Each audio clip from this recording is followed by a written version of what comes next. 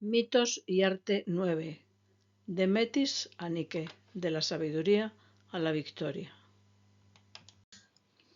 Cuando Zeus creció, también lo hizo su preocupación por cómo devolver al mundo a sus tres hermanas, Hestia, Deméter y Hera, y a sus hermanos Hades y Poseidón, a los que Crono había engullido nada más nacer. Zeus estaba bloqueado, no daba con la solución. Necesitaba sabiduría, inteligencia, consejo. Alguien debió decirle que Consejo se llamaba una de las Oceánides, una hija del titán Océano. En griego, Consejo es Metis. De las 3000 hijas del titán Océano, puede que Metis fuera la más sagaz y prudente. El diccionario griego define la palabra Metis como inteligencia astuta, sabiduría, prudencia y consejo. Los griegos dieron a Metis el sobrenombre de Caria, que significa nogal. El nogal simboliza la sabiduría. Yo me imagino a Metis como la ninfa sorprendida de Edward Manet, aunque lo más probable es que Manet no pensara en Metis cuando pintó este cuadro a mediados del XIX. Metis aconseja a Zeus que dé a Crono un bebedizo con efectos eméticos. ¿Pero cómo acceder a Crono? Metis aconsejó a Zeus que intentase ser contratado como su copero.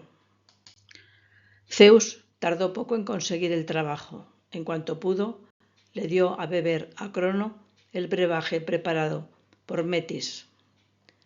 Instantes después, el titán vomitó a los 5 hijos e hijas vivos y enteros, además de la piedra que se tragó creyendo que era Zeus. Dejamos aquí en suspenso la historia que hubo entre Metis y Zeus, que será objeto de la próxima charla. Y nos centramos en que ya están en el mundo los 6 primeros olímpicos, Zeus y sus hermanos. Habitan la cumbre del monte más alto de Grecia, el Olimpo. Zeus deja claro enseguida quién es el líder. Lo primero que hizo fue liberar a los hecatonquiros, cíclopes, titanes y titánides, a los que Crono había encerrado en el Tártaro. Crono es desterrado, pero en la península itálica es bien acogido. Allí le llamaron Saturno. Pero algo pasa con los titanes. No aceptan el liderazgo de Zeus. A todo esto, en ese transcurrir del tiempo tan diferente para los inmortales y para los humanos, el número de los dioses olímpicos ha crecido. Ya no son solo 6. Zeus ha tenido muchas amantes y muchos hijos. Los más importantes son los que habitan con él en el Olimpo. Son los olímpicos de segunda generación. Atenea, la de claras pupilas, el flechador Apolo. Artemis, que amaba el bullicio de la caza. Ares, el del casco brillante. Hefesto, el artífice ilustre. O Hermes, quien, con sus pensamientos sutiles, aventajaba a los demás. Así califica Homero a los hijos de Zeus. A los olímpicos les preocupan los titanes. De hecho, los titanes declaran la guerra a los olímpicos. Zeus será quien la lidere. Pero antes, Zeus convoca a hecatonquiros, cíclopes, titanes, titánides, etc., y les dirá algo parecido a esto. Aquel o aquella de vosotros que decida luchar a nuestro lado, deberá decirlo ahora. Tiene mi promesa de que no perderá los honores y las atribuciones que le hubieran correspondido desde su nacimiento. En situaciones así, tiene mucha importancia la primera persona que da un paso al frente. En este caso fue otra Oceánide. La primera en ponerse del lado de los olímpicos es la hija mayor del titán Océano, Estigia. El cuadro es de un pintor mexicano, Antonio García Vega. A Estigia la siguen sus 2 hijos y sus dos hijas. Sus nombres en griego son muy significativos: Celo, Kratos, Bia y Nike. Luego, Hecatonquirus y Cíclopes se declaran aliados de los olímpicos. También lo hacen las titánides. Y también lo hicieron dos importantes titanes, Prometeo y Océano. La guerra tuvo lugar. Se la conoce como la titanomaquia. Maquia significa guerra en griego. Atlas lideró el bando de los titanes rebeldes. El cuadro que vemos aquí es de Cornelis van Haarlem. Pertenece a la época del manierismo. Los titanes amontonan rocas hasta el punto que el Olimpo se ve seriamente amenazado. Pero finalmente los titanes fueron vencidos y encerrados en el Tártaro.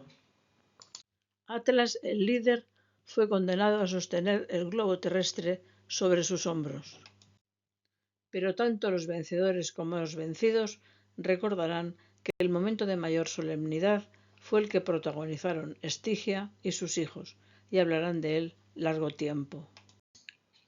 En nuestro idioma, la traducción de celo es afán, en tanto que resolución. Kratos se traduce por poder. Kratos es la personificación de la fuerza. Bia significa fuerza, también personifica la violencia. Y por último, el nombre de Nike, la más joven, es Victoria. En una guerra como la titanomaquia, el papel de la fuerza sobrehumana es muy importante. Los ciembrazos y los cíclopes encarnan esta fuerza, pero el papel que juegan los hijos de Estigia es distinto. Con ellos, la ayuda a Zeus proviene de factores que emanan de la psique humana, de entidades que operan en los humanos. Los distinguidos hijos de Estigia representan el afán, celo, de poder, Kratos, utilizando para ello la fuerza, Bia, para obtener la victoria, Nike. Zeus colmó a Estigia y a sus hijos de honores. A ella la nombró juramento de los dioses. A partir de ese momento, los dioses juraban poniendo a Estigia por testigo, y jamás se podía incumplir lo jurado. El mito de Estigia y sus hijos en la titanomaquia se cree debido a la invención de Hesíodo. Estigia y sus hijos convivirían con Zeus por siempre. La morada de afán, poder, fuerza y victoria no está lejos de Zeus, ni existe lugar alguno, ni camino donde no gobierne el dios mediante aquellos, sino que siempre se sientan al lado de Zeus de contundente golpe. La soberanía de Zeus se va a basar en el deseo de poder y en el dominio que ejerce la fuerza moral para lograr la victoria. Hesíodo muestra aquí capacidad de abstracción. Su mente ya no parece tan primitiva. En ella coexisten lo ancestral, cíclopes y ciembrazos, y el pensamiento abstracto en vías de evolucionar. Aquí está Nike en un mosaico romano del siglo I. En 1875 los alemanes encontraron en excavaciones de la ciudad de Olimpia esta estatua de Nike. Fue realizada en el último cuarto del siglo V a.C. por un escultor de Macedonia. El escultor Calímaco realizó 5 años después de la anterior esta hermosa Nike que se ata a la sandalia. Y la Nike de Samotracia, de comienzos del siglo II a.C. Volveremos a ver esta hermosísima escultura cuando hablemos del periodo helenístico. Gracias por vuestra atención.